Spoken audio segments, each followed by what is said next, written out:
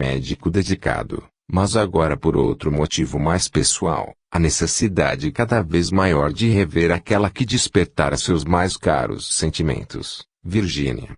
Como eu demonstrar estar bem melhor, Teófilo experimentou reduzir a medicação, acreditando nessa melhora, mas foi em vão, voltar à crise. E eu, que durante alguns dias parecia mais equilibrada, passei a dizer frases desconexas, fiquei agressiva, falava e discutia com seres que somente eu via e, não raro, tentava fugir ao assédio desses seres, correndo de um lado para outro, como acontecera anteriormente. Mais esclarecido pelas leituras sobre assuntos espirituais, 3 dias depois do reinício da crise, Teófilo resolveu conversar seriamente com mamãe.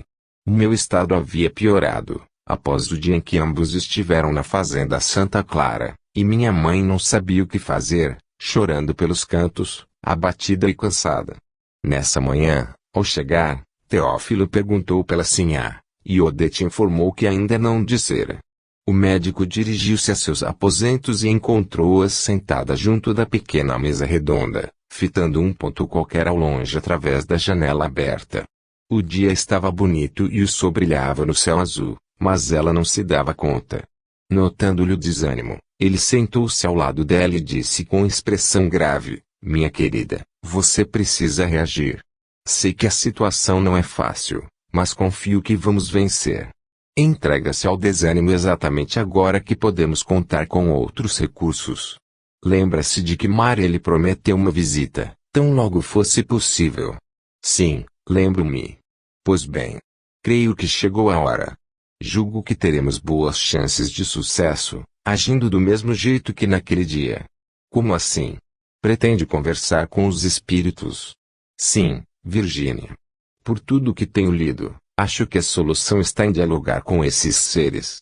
Eles odeiam sua filha pelo mal que ela lhes fez, mas se Maria Eugênia lhes pedir perdão, temos a possibilidade de resolver esse problema."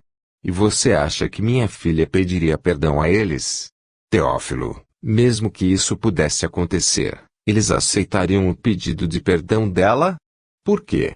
O médico levantou os ombros, balançando a cabeça, como se também em dúvida, mas acrescentou: "Não sei, Virgínia, não posso assegurar nada, porém acho que devemos tentar.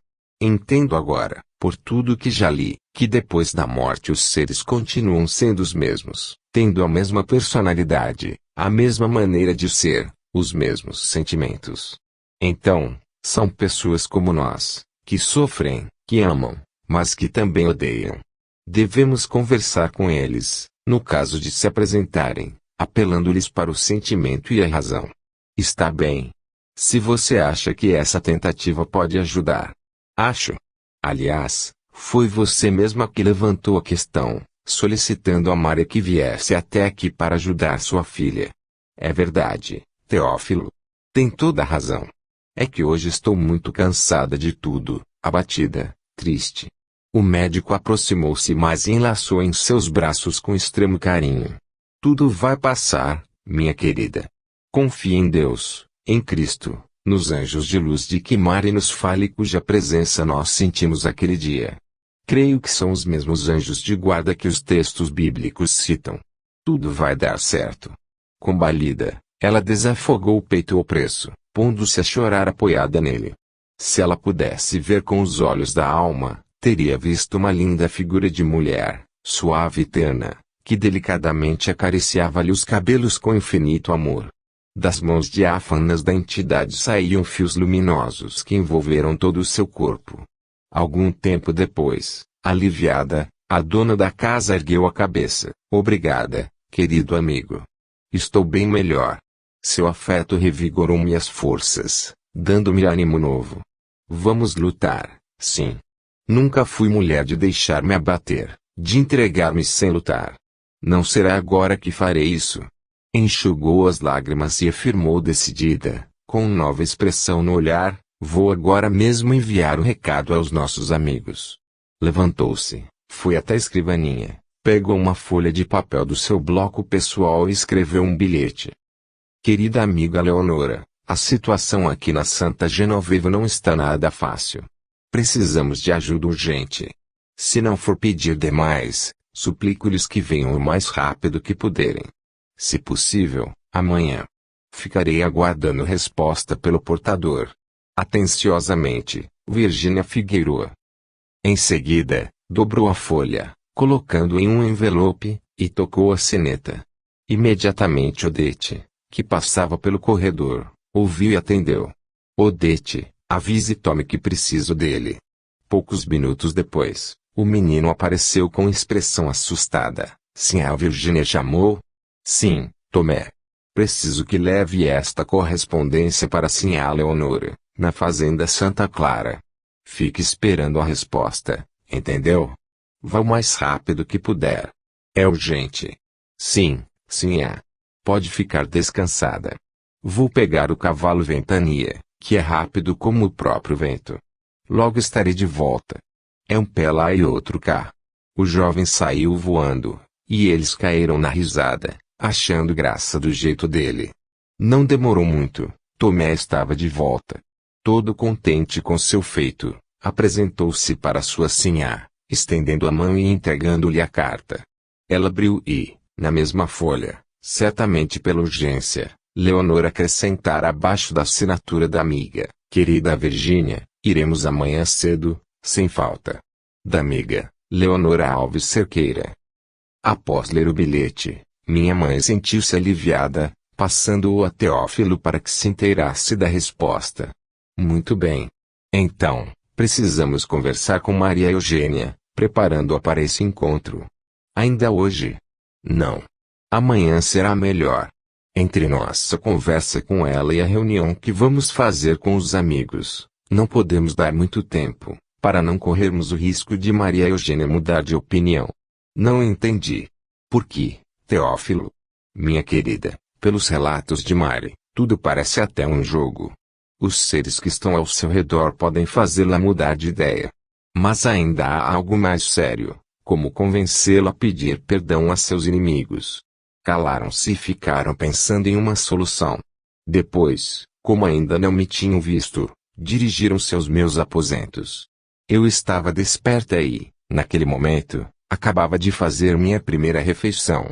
Recebi o médico e mamãe com um sorriso. Bom dia, minha filha. Vejo que já se alimentou hoje. Dormiu bem?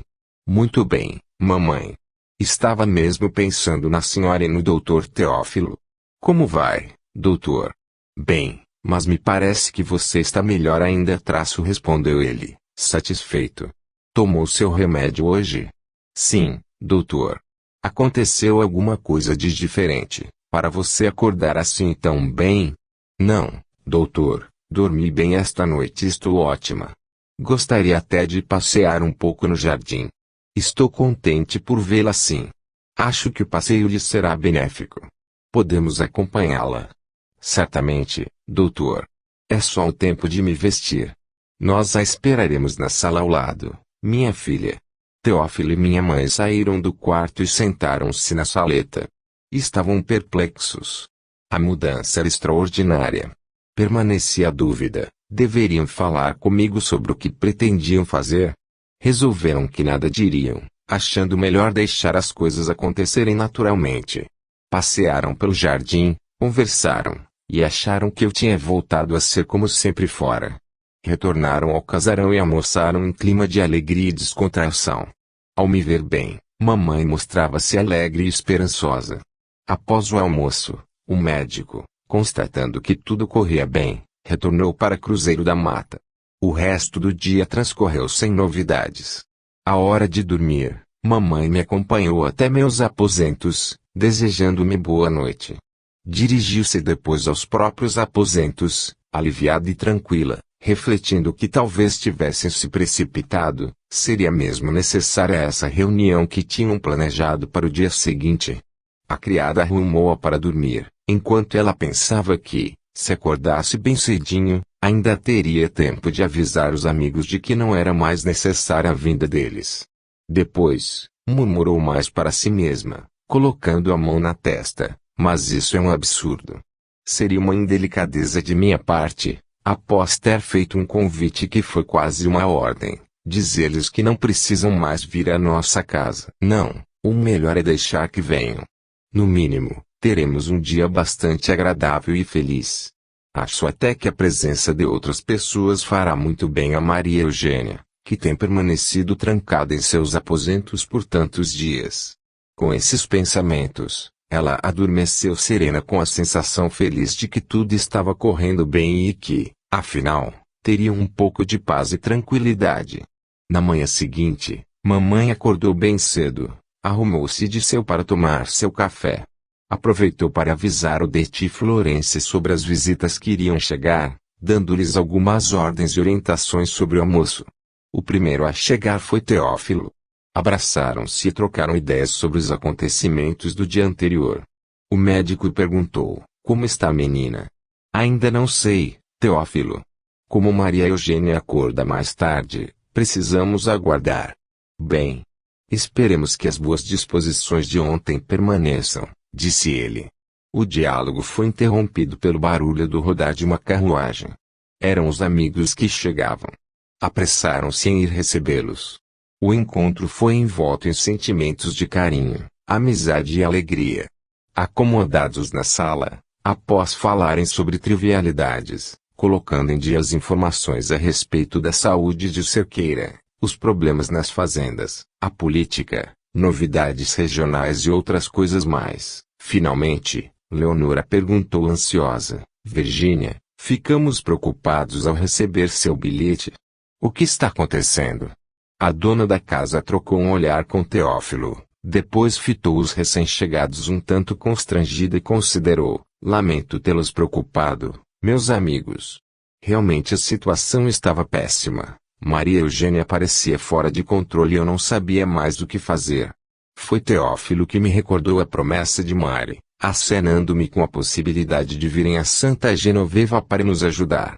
Enfim, essa era a situação até aquele momento. Mari, que ouvia atentamente, indagou-lhe: algo mudou? Sim. Ontem minha filha acordou bem, alegre, como se não tivesse problema algum. Não entendo o que aconteceu. Pensei até em avisá-los, mas poderiam não vir e eu não queria perder o prazer de tê-los aqui conosco hoje.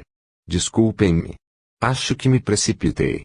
Maria sorriu, ponderando: fique tranquila, Virgínia. Muitas vezes essas mudanças acontecem por motivos alheios à nossa vontade. Grande parte das vezes, as próprias entidades que envolvem a pessoa se afastam, em uma estratégia de evitar o que queremos fazer. Como assim, Mari? Eles sabem o que decidimos. Virgínia, pense neles como pessoas como nós, cuja única diferença é estarem em um outro mundo invisíveis aos nossos olhos. Sendo inimigos, tentarão desarticular nossas ações. Nesse caso, afastaram-se de sua filha para que ela, longe da influência deles, voltasse a ser o que sempre foi, e acreditássemos que ela está curada, o que não é verdade. Meu Deus! É tudo muito mais sério do que eu pensava. Então, murmurou ela, lembrando que Teófilo lhe falara sobre isso no dia anterior.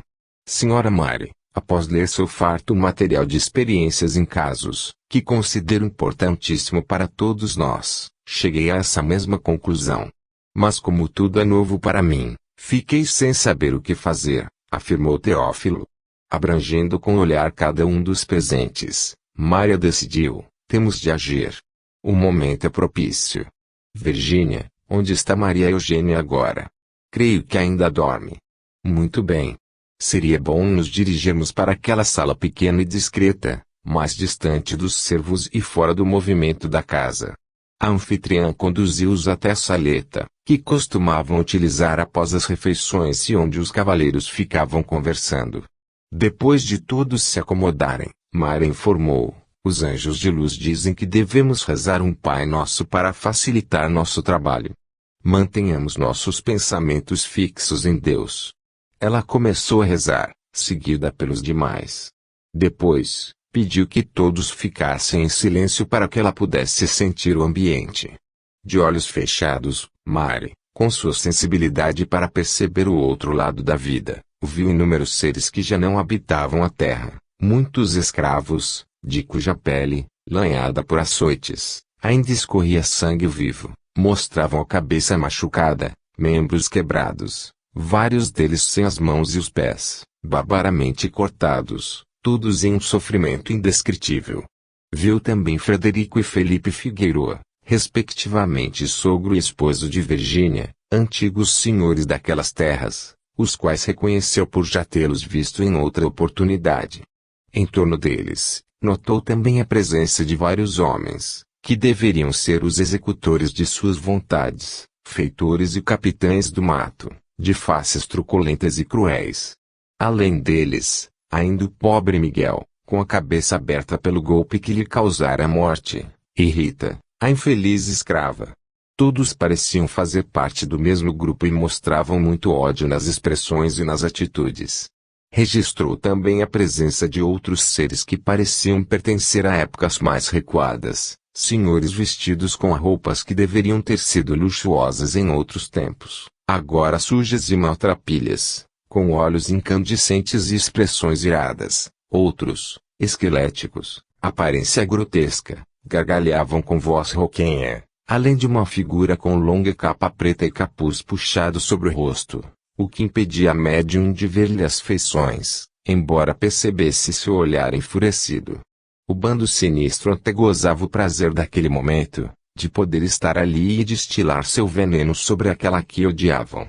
Mari passou a relatar parte do que estava vendo, para a surpresa dos demais. Prudente, julgou melhor omitir as cenas mais chocantes para não abalar de forma negativa os participantes da reunião, limitando-se ao que se relacionava com a vida atual e os problemas da fazenda. Rita, que não conhecia todas as pessoas que ali estavam, teve sua atenção atraída por Guilherme e pela sinhá Virgínia, que sempre a tratara bem. Ansiando por carinho, aproximou-se de mamãe e ela passou a sentir a presença da pobre escrava morta, por quem ela tanto rezara pedindo o socorro dos céus.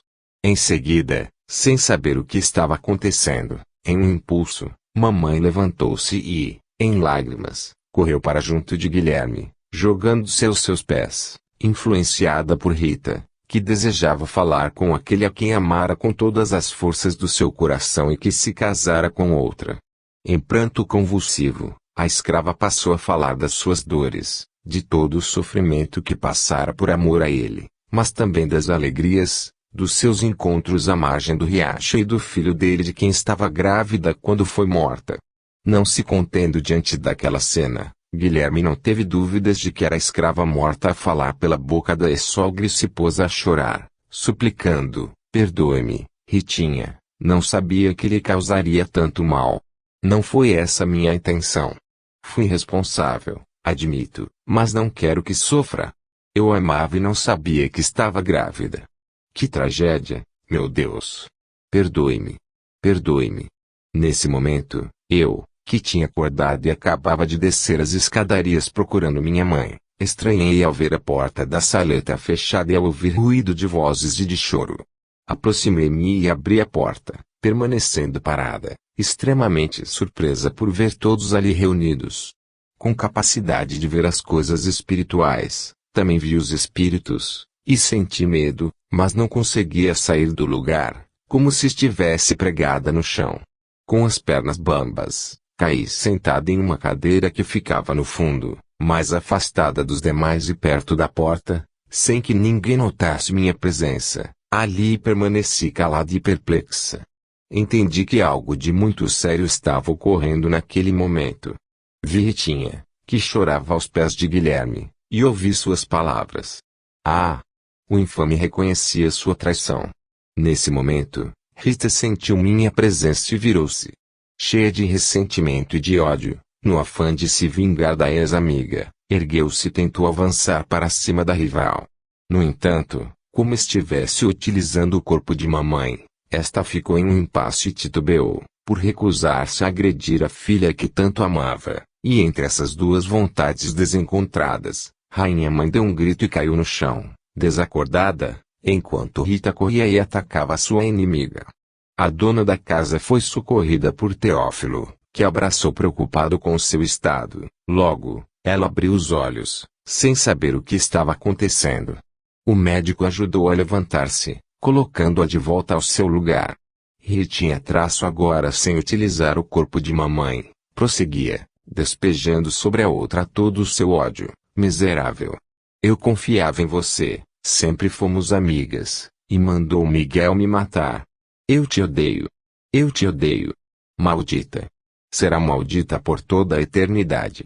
Assustada, vendo Rita que se jogava sobre mim, defendi-me. Como pode dizer que era minha amiga? Você me traiu com meu noivo. Agora me acusa de ter mandado matá-la. Mandei mesmo. Você merecia.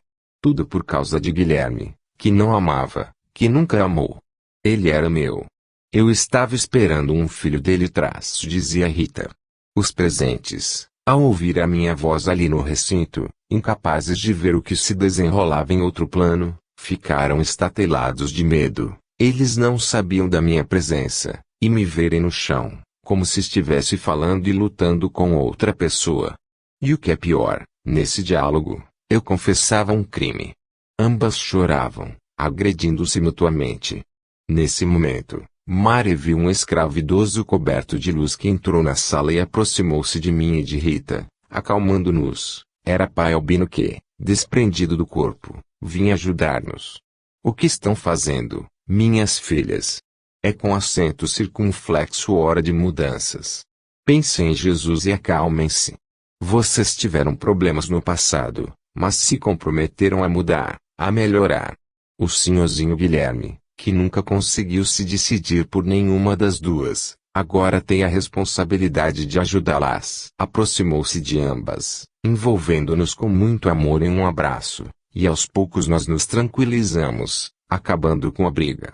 Com exceção de Mari, os demais não sabiam o que estava acontecendo, viram apenas que eu, que me revolvia no assoalho, agora estava parada, quieta.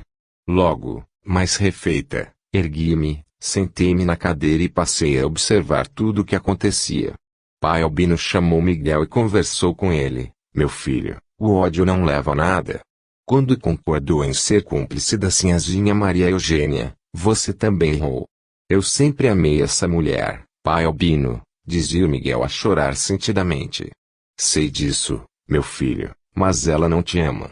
Por isso usou para destruir Ritinha. Chore, meu filho, mas lembre-se de que você teve responsabilidade naquilo que fez. Maria Eugênia é culpada, sim, mas você aceitou porque quis, por interesse, por desejo de ser amado por ela. Eu, que escutava tudo em silêncio naquele momento, liberta da ação negativa dos seres vingativos que me assediavam, reconheci a minha culpa em todos os dramas ocorridos na propriedade. Tudo isso, em voz baixa, Mari relatava aos demais.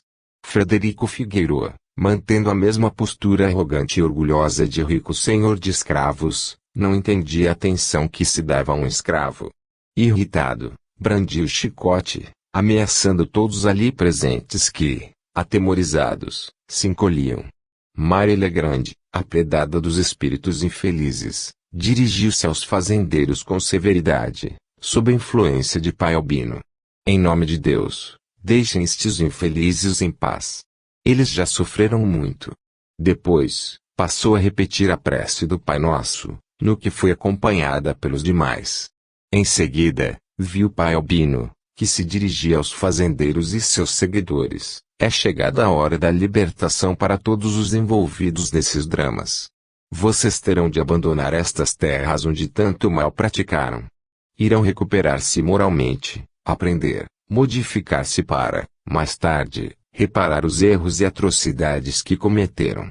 Que algum dia vocês possam reconhecer que todas as criaturas são filhas de Deus e nossas irmãs, merecedoras do nosso respeito e do nosso amor, não importa a condição social, raça, cor ou crença que professem, que o Senhor os ampare. Como que por milagre, Mari viu anjos de luz que se aproximaram deles, envolvendo-os. Dentre eles se destacou a figura de uma dama de beleza peregrina. Suas vestes eram de uma tonalidade azul luminescente, tinha os cabelos castanho claros encaracolados e presos na nuca, e cada fio era luminoso. Os olhos azuis brilhavam de lágrimas que não chegavam a cair, no rosto terno e de pele perfeita que se abria em delicado sorriso. Pai e filho não tiveram dúvidas em reconhecê-la. Heloísa, minha querida esposa, disse Frederico, emocionado. Mamãe. Quanta saudade eu senti da senhora, murmurou Felipe, em lágrimas abundantes, caindo de joelhos. E a terna entidade, fitando-os cheia de amor, afirmou com voz cariciosa: sim, meus queridos. Sou eu, que jamais vos esqueci e que aqui estou para, finalmente, levar-vos comigo. Depois, voltando-se com ternura para minha mãe: minha querida filha, sou grata por tudo que fizeste por meu filho Felipe, por minha neta Maria Eugênia e por todos aqueles que tens ajudado. Tudo vai melhorar agora, mercê da infinita misericórdia de Deus. Ficai em paz. Que Jesus vos ampare sempre. Adeus. Apesar de não ouvir as palavras que a generosa entidade dirigira particularmente a ela, a dona da casa sentia grande emoção e imenso bem-estar, deixando que as lágrimas rolassem pelo rosto. Abraçando os entes queridos, a nobre Heloísa afastou-se com eles, desaparecendo aos poucos e deixando um delicioso perfume de verbena no ar. 33. Libertação. Em virtude da presença de Heloísa e dos outros anjos de luz, o ambiente se modificara extraordinariamente, e Leonora, mamãe, Teófilo, Pierre e Guilherme deixaram-se envolver pelas emanações de bem-estar e paz, sensibilizados até às lágrimas. E eu chorava diante de algo que havia muito tempo não sentia: alívio, emoção, tranquilidade. Como, por alguma razão, podia ver os seres do outro mundo, senti o coração encher-se de amor e gratidão por aquela que era minha avó paterna e que somente agora conseguira reconhecer. Ah! Por isso ela sempre me parecera tão familiar. Lembrava-me de ter sonhado com essa dama, que me ajudara em momentos importantes de minha existência, em especial quando reagira diante da ideia de casar-me por imposição do meu pai.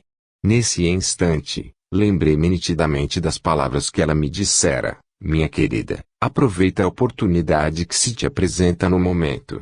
Mantenha a serenidade e não erres mais. Através do tempo muito tens te comprometido e é chegada a hora de agir para o bem de todos. Não guardes mágoa no coração e perdoa sempre. Mesmo que te pareça difícil de aceitar, é para o teu bem. Ao longo do tempo tenho estado sempre junto de ti, ajudando-te e amparando-te nas mais diversas situações. Nossos vínculos afetivos remontam a antigas encarnações, recebeste a grande bênção de reencarnar. Não falhes mais. Mantém o pensamento elevado, liga-te a Deus e tudo correrá bem. Lembrei-me de que, ao ouvi-la falar, de meu ser emergira um sentimento de amor intenso, como se estivesse diante de uma mãe. Chorei em seus braços, qual criança caprichosa, queixando-se do compromisso que lhe estava sendo imposto. E ela, já se despedindo, concluiu: acalma-te, minha criança. Deus sabe o que faz. Nada acontece por acaso. Nada temas. Confia em Jesus e terás todo o amparo de que necessitas. Sim. Sentia que ela fora minha mãe. Não sabia quando, nem onde, mas íntima convicção me assegurava esse sentimento profundo e verdadeiro. E porque não tinha reconhecido minha avó Heloísa na dama que vez por outra me surgia, quando havia na parede da sala um grande e belo quadro a óleo dela junto do avô Frederico. Refletindo sobre esse detalhe entendi a razão. O quadro havia sido pintado na ocasião por exímio pintor que se hospedara na fazenda Santa Genoveva, e, nessa época, eles já eram idosos. Quando ela me aparecia, era sempre como uma jovem senhora, bela e encantadora, tal como vira havia pouco. Em virtude disso, não conseguira reconhecê-la, embora os olhos azuis fossem os mesmos. A reunião parecia não ter terminado ainda. Mari, após relatar os últimos acontecimentos, mantinha-se calada, como se concentrada em alguma visão. As entidades antigas, de nobres decadentes e os esqueléticos, que se haviam aquietado com a presença dos anjos de luz, agora tinham desaparecido. Alguns minutos depois, impressionada e condoída, ela informou o que estava acontecendo. Vejo ainda os infelizes escravos, cuja situação é de cortar o coração.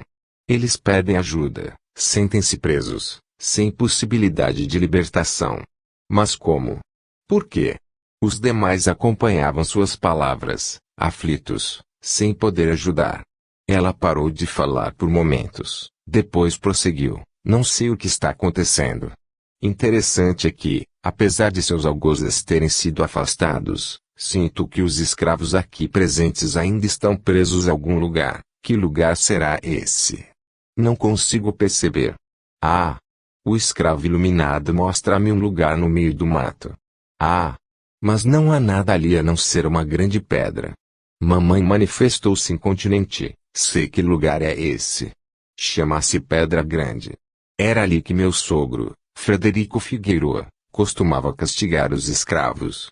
Então, temos de ir lá, afirmou Mari, levantando-se, como se guiada por mãos invisíveis. A anfitriã e os demais participantes acompanharam, inclusive eu. Todos estavam tão impressionados com a situação que nem se deram conta da minha presença.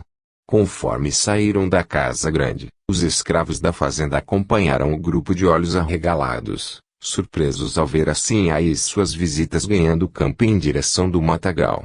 A dona da fazenda ia à frente, mostrando o melhor trajeto e, em 15 minutos, puderam avistar a grande pedra. É este o local, informou mamãe. Maria espraiava o olhar em torno, procurando o vestígio de onde pudessem estar os corpos, mas nada percebia que justificasse sua busca. Naquele lugar não havia nada. Ela parou, concentrou-se e disse, não entendo. Eles têm que estar aqui. Eu sei que eles estão aqui, eu sinto. Vejo os escravos em lugar escuro e fundo. No entanto, aqui não há nada parecido com o que estou vendo. Após concentrar-se por alguns segundos, de repente ela gritou, a pedra. Temos que tirar esta pedra daqui. Os outros se fitaram pasmos. Teófilo considerou, como? Esta pedra é muito grande e pesada. Roque, que acompanhara o grupo à distância, como os escravos, estranhando aquela caminhada no meio do mato e prevendo que poderiam precisar dele, ao ouvir o que a estrangeira dizia, aproximou-se. Ao vê-lo, a fazendeira ordenou, Roque, é preciso mover esta pedra. Traga alguns homens. O capataz fez um sinal a alguns escravos que, a pequena distância, observavam curiosos a movimentação e eles se aproximaram. Ao mesmo tempo, Roque olhou à sua volta como se procurando algo, caminhou pelo meio da vegetação até que descobriu uma grande e pesada barra de ferro, toda enferrujada. Guilherme e Pierre ao vê-lo com a barra na mão entenderam sua ideia. Tiraram os paletós, arregaçaram as mangas da camisa e uniram-se a Roque e os escravos para, em um esforço conjunto, usarem a pesada barra como alavanca para mover a grande pedra. Depois de muito esforço e dificuldade, em bagas de suor debaixo do sol forte, conseguiram finalmente movimentar a pedra, que deslizou para um lado, deixando ver, debaixo dela, uma abertura. Aproximaram-se mais, observando com cuidado. Perplexos, depararam com um grande e escuro buraco. Guilherme, que fora o primeiro a examinar, perguntou, será algum antigo poço desativado? De qualquer forma, parece que há alguma coisa lá embaixo. Roque, desce e verifique o que há lá dentro, ordenou minha mãe. O feitor, que trazia sempre preso à cintura um rolo de corda fina, mas resistente, retirou e olhou em torno, procurando a árvore mais próxima, onde amarrou uma ponta da corda e, com cuidado, aproximou-se do buraco, iniciando a descida sob os olhares atentos dos demais. Alguns minutos depois ele voltou, enojado. Sim, a Virgínia, tem muitos ossos. São cadáveres que ali foram jogados.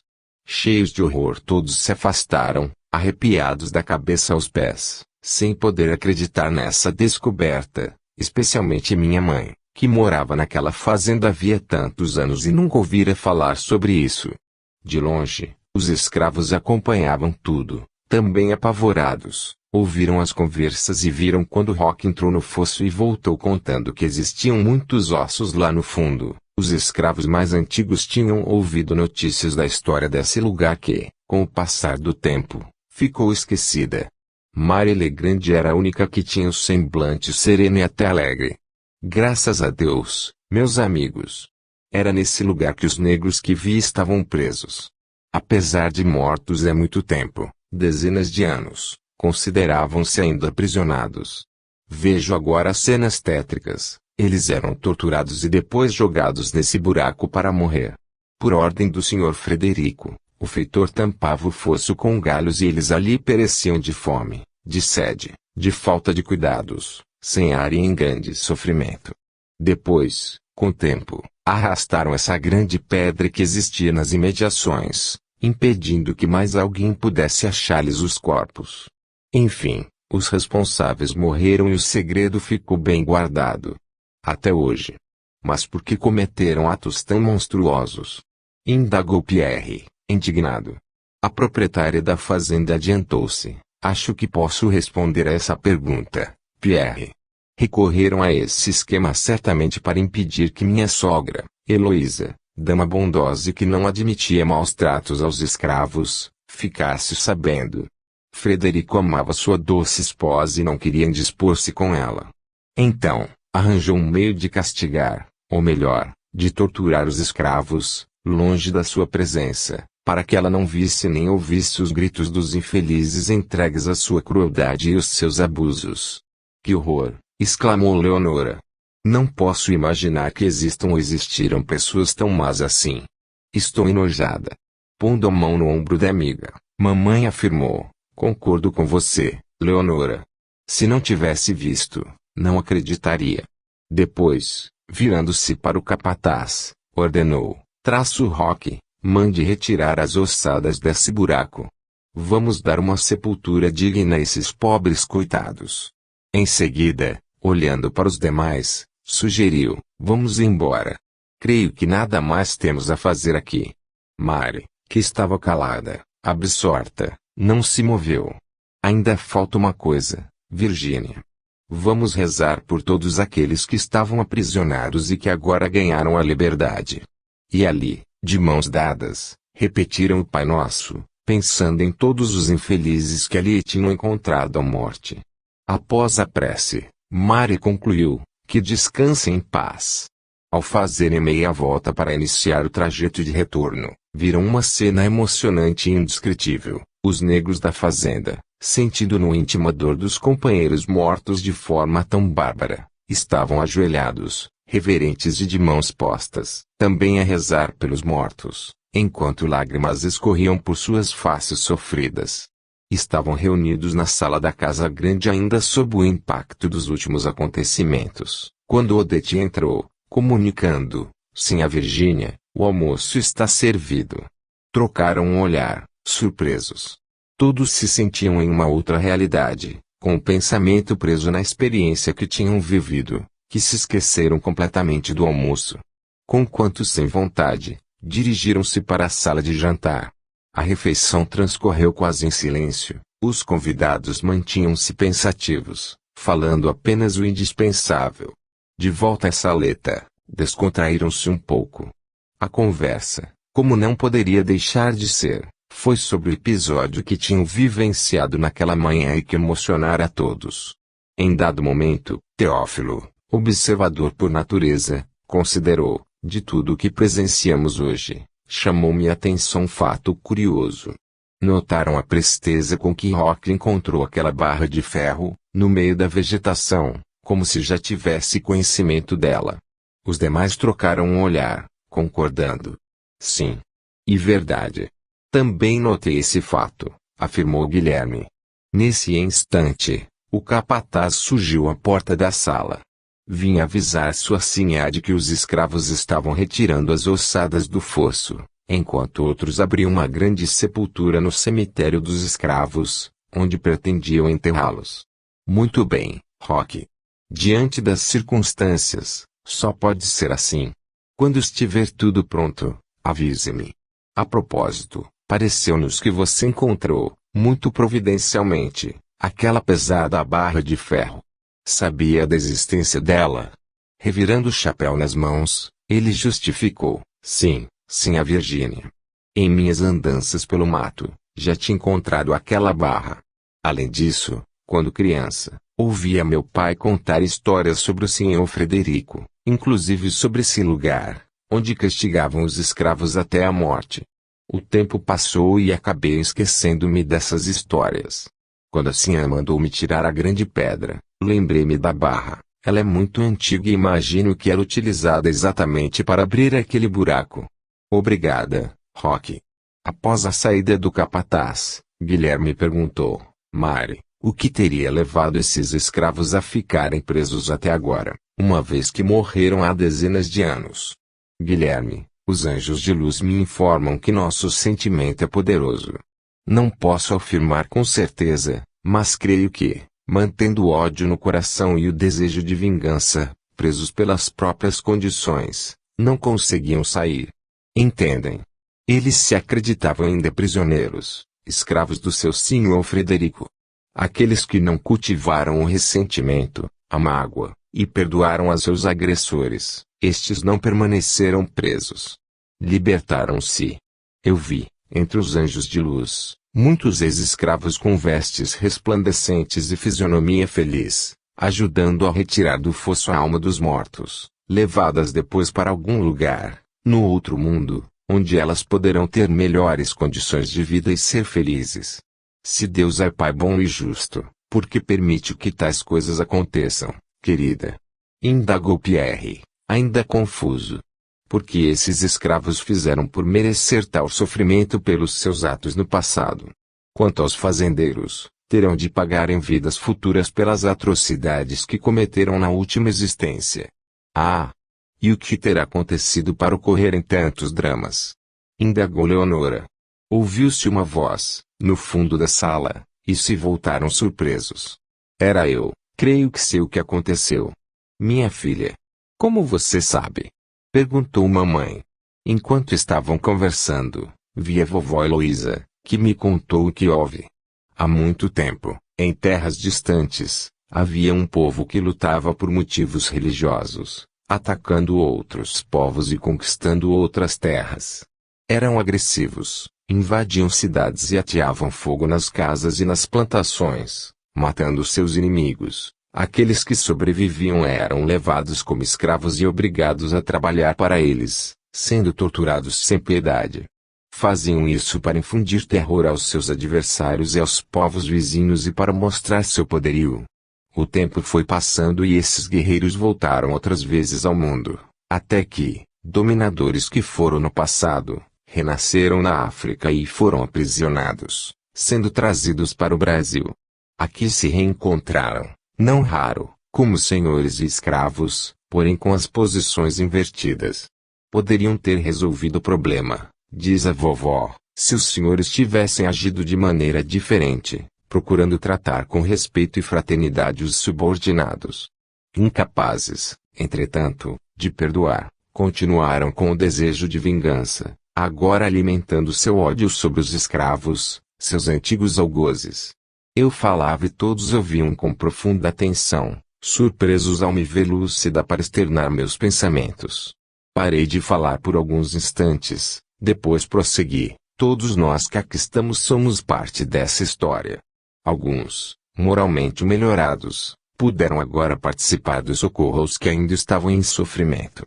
Levando a mão aos olhos, enxuguei uma lágrima e prossegui. Quanto a mim, reconheço-me muito ocupada.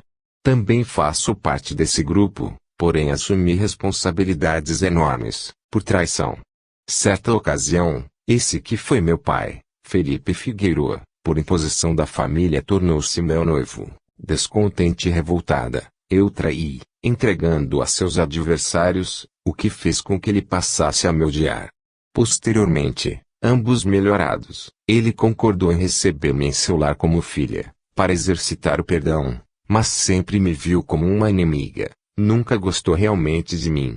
Mamãe, que tinha sido mãe dele no passado, aceitou-me como filha para servir de elo entre mim e meu pai, aproximando-nos. Infelizmente, porém, eu não soube aceitar os problemas que a vida me apresentava como aprendizado. Assim, cometi erros inomináveis em relação às pessoas que conviviam comigo e que de alguma forma me magoaram, sem que eu conseguisse perdoar. Foi assim com Rita e com Guilherme. Se eu tivesse relevado a traição deles, uma vez que também já havia traído no passado, compreendendo e perdoando, nada teria acontecido, e minha vida seria outra. Todavia, ao encher-me de ressentimento contra eles, atraí os inimigos do passado, que me envolveram fazendo com que eu perdesse a noção das coisas, cometendo atos terríveis. Sinto-me culpada por tudo o que aconteceu. Será que algum dia eu terei paz? Parei de falar, e os soluços me explodiram no peito. Mamãe correu para abraçar-me e Teófilo também se aproximou, com um remédio na mão, temendo que eu tivesse uma recaída. Colocou-me algumas gotas na boca e ambos levaram-me para meus aposentos, colocando-me no leito. Eu não disse mais nada. Fiquei de olhos abertos, fixos em um ponto qualquer, até ser vencida pelo sono. Os dois deixaram-me aos cuidados de Dinha e retornaram para a sala onde estavam os convidados. Como está ela? Indagou Mari. Não sei. Parece que está em choque. Minha filha teve momentos de grande lucidez, quando nos relatou fatos acontecidos no passado. Agora, parece-me ter voltado às suas condições, o que talvez seja benéfico. A descoberta da verdade, não raro, faz com que possamos encarar a realidade, nos posicionando de forma diferente diante da vida e dos acontecimentos. Vamos aguardar. Por volta das 3 horas, Roque veio avisar que tinham colocado tudo o que fora recolhido em sacos, prontos para o sepultamento. A anfitriã e seus convidados, agora acompanhados também dos escravos da Casa Grande, dirigiram-se ao cemitério, uma área de terra reservada aos escravos. Logo atrás vinham todos os escravos e suas famílias, inclusive as crianças. Chegando perto, puderam ver uma grande cova aberta, onde foram depositados os sacos com os ossos. Depois, alguns escravos munidos de pás jogaram terra por cima, terminando por fincar uma cruz. Rezaram um Pai Nosso e, em seguida, antes que a sinhá se afastasse com seus amigos, um por um, os escravos vieram agradecer-lhe, beijando sua mão, comovidos. Pai Albino acompanhou toda a cerimônia, um pouco afastado dos demais. Após o término, aproximou-se da patroa, sinhá. Neste momento, encerra-se uma etapa relativa aos dramas ocorridos no passado. Todavia, a luta prossegue. Continue firme, que novos testemunhos virão para o aprendizado de todos os envolvidos. Que Deus os abençoe. Mari, vendo Pai Albino, reconheceu com emoção que era ele o escravo idoso iluminado que ela vira auxiliando durante a reunião na Casa Grande naquela manhã. Aproximou-se dele, reverente, agradecendo-lhe. Filha, continue ajudando as pessoas. Trabalhamos de modo diferente, mas a finalidade é a mesma, encaminhar as almas para Deus. Em seguida, ele afastou-se mansamente em busca de suas ocupações. Retornando ao casarão, os visitantes se despediram. Era hora de voltar para Santa Clara. A anfitriã fitou a todos com carinho. Sou-lhes profundamente grata. Não imaginam o bem que me fizeram. Este foi o dia mais importante da minha vida e devo-o a vocês, meus amigos. Ao se despedir de Mari, mamãe agradeceu particularmente pelas informações e experiências que modificariam sua vida para sempre, dando-lhe um novo sentido. Querida Virgínia, agora estamos todos cansados em virtude dos acontecimentos do dia e precisamos nos recompor. Contudo, voltaremos ainda a conversar. Realmente, todos se sentiam exaustos, mas satisfeitos. Era a satisfação recebida do labor no bem, do socorro prestado a criaturas sofredoras e aflitas. Os amigos da espiritualidade respondiam, envolvendo-os em emanações de paz, amor e esperança. Aquela experiência certamente marcaria de forma indescritível a existência deles, como prenúncio de uma nova era que não tardaria a chegar, e queria confirmar, em seus postulados, tudo o que tinham vivenciado naquele dia inesquecível. 34. De volta à espiritualidade. Os últimos acontecimentos provocariam profundas mudanças na existência de todos os envolvidos, prenunciando novas conquistas no futuro. Guilherme, reconhecendo que falhara com a esposa, levando a desequilíbrio extremo, sentia-se culpado. Depois de muito pensar, resolveu dar a ambos uma nova oportunidade, um novo recomeço. Quem sabe ainda poderiam ser felizes. Reconhecia que ela era apenas uma criança quando se conheceram na posição de noivos, que deveria ter a cabecinha cheia de sonhos, mas que, ao saber da traição dele e da amiga, ela enlouquecera de dor e de humilhação, e, influenciada por inimigos invisíveis, tinha passado a cometer atos gravíssimos. Repassando tudo isso na memória, ele admitia intimamente que não era uma pessoa honesta, sem defeitos. Ao contrário, durante a existência já cometera inúmeros deslizes. Desse modo, perante o que ele vivenciara nos últimos tempos, principalmente as experiências transcendentais de que o grupo de amigos tinha participado, concluiu, que direito tinha para julgá-la, se ela não agira sozinha. Conversamos. Ele abriu seu coração. De minha parte, aceitei a proposta de Guilherme e voltamos a viver juntos, agora mais amadurecidos, com outra compreensão da vida e dispostos a mais tolerância, paciência e união. Mamãe e Teófilo também se casaram, em um lindo dia de inverno, na presença de alguns amigos mais chegados e de Padre Antônio, que oficiou a cerimônia.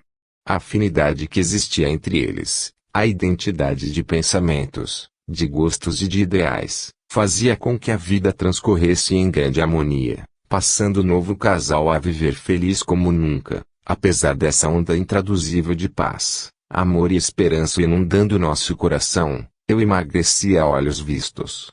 No começo, procurava manter o sorriso no rosto, a animação nas atitudes, o otimismo diante da vida, afirmando para Guilherme, temos tudo para ser feliz. Certo dia em que conversávamos a sós em nossos aposentos, repeti como se precisasse de uma afirmação, o que nos falta para sermos felizes? Nada. Ao que meu marido respondeu mansamente, um filho, minha querida. Sinto falta de uma criança correndo pelas salas e pelos gramados. Baixei a cabeça, amargurada. Sim, o filho que Guilherme tanto desejava não vinha, como se eu fosse incapaz de gerar um novo ser. Nesse momento, na tela da memória, revi todas as vezes que eu me recusara a ser mãe, tirando do próprio ventre o fruto do nosso amor, das vezes que procurara aquela mulher que, no meio do mato, expulsava o indesejável. Então, sob o peso do remorso, passei a enclausurar-me em meus aposentos, calada, triste e melancólica, falando sozinha e revivendo os erros dramáticos que cometera. Voltei a tomar a medicação como forma de controlar as crises. Dinha, agora informada de que fora eu a causadora da morte de sua querida Ritinha, no início chorou muito, incapaz de esquecer e perdoar aquela que durante toda a vida tinha amado como filha, uma vez que a amamentara no próprio peito. Mas, dotada de bom coração, cheia de piedade, ao me ver naquele estado, doente da cabeça, reaproximou-se de mim, perdoando-me. Mamãe, em conversa com o marido e o genro, falou-lhes do seu temor quanto às consequências dos atos que eu praticara, e que ela não conseguia aceitar, por ser o oposto de tudo aquilo em que acreditava, mas Teófilo ponderou, querida, deixemos que as coisas sigam seu curso. Sabemos que a justiça que realmente importa é a divina, e essa se fará, queiramos ou não. Então, não sofra por antecipação. Vamos aproveitar todos os momentos para fazer o melhor, ajudando-a e sendo felizes. Quem somos nós para julgar? Maria Eugênia precisa de assistência, pois não é responsável por seus atos, como portadora de doença mental, o que facilmente se pode verificar. Assim, acalme-se. Vamos confiar em Deus. Depois, abraçando-a com extremo carinho, concluiu, além disso, para a justiça terrena, desde quando um senhor de escravos é condenado neste país, quando se tem direito de vida e de morte sobre os negros? Ela enxugou os olhos e concordou, tem razão, meu querido. Na prática, é assim que funciona. Contudo, esperemos que as coisas mudem. A escravidão terminará no Brasil, e creio que não tardará o dia em que todos serão iguais perante a lei. Na fazenda Santa Clara tudo estava diferente. Maria ajudara muito a Valentim Cerqueira, orando e impondo suas mãos sobre ele, por meio da utilização do magnetismo animal, uma nova maneira de curar, técnica que ela dominava. Entretanto, chegou o momento em que Maria e Pierre tiveram de partir. Mas, antes do retorno à França, fariam uma viagem pelo Brasil, visitando a família de Pierre, que os aguardava com ansiedade. Antes das despedidas, Maria instruiu Leonora sobre a aplicação do magnetismo, de modo a não interromper o tratamento de Valentim, a qual ela passou a fazer com imenso carinho. Apesar das melhoras orgânicas, a doença seguiu seu curso e ele faleceu 2 anos depois. Após os primeiros meses, em que a tristeza e a saudade eram uma constante em seus dias, Leonora e Guilherme resolveram agir. Promoveram benfeitorias na fazenda, dando aos escravos condições de vida mais dignas, construíram casas novas, melhoraram a alimentação, fazendo com que se sentissem mais satisfeitos. O resultado foi semelhante ao que aconteceu na Santa Genoveva. O rendimento das lavouras aumentou bastante, trazendo mais prosperidade a todos. Guilherme se dividia no atendimento às 2 fazendas. A cultura canavieira estava em declínio, e a nova ordem era plantar café, que rendia muito mais. Então, estudando o assunto, tornara-se um apaixonado pela cafeicultura. Cheio de ânimo e determinação, transformou-se em um novo homem, decidido, forte e empreendedor. Franz Anton Mesmer, doutor em medicina, nascido em Snang, Constança, em 23 de maio de 1734, foi o descobridor do magnetismo animal, definindo-o pela primeira vez como sendo a capacidade de um indivíduo em causar efeitos similares aos do magnetismo mineral em outra pessoa, usando-o para tratamento em doenças, afirmando-lhe o poder de curar. Mesmer sofreu violentos e injustos ataques de seus pares, que não aceitavam suas ideias.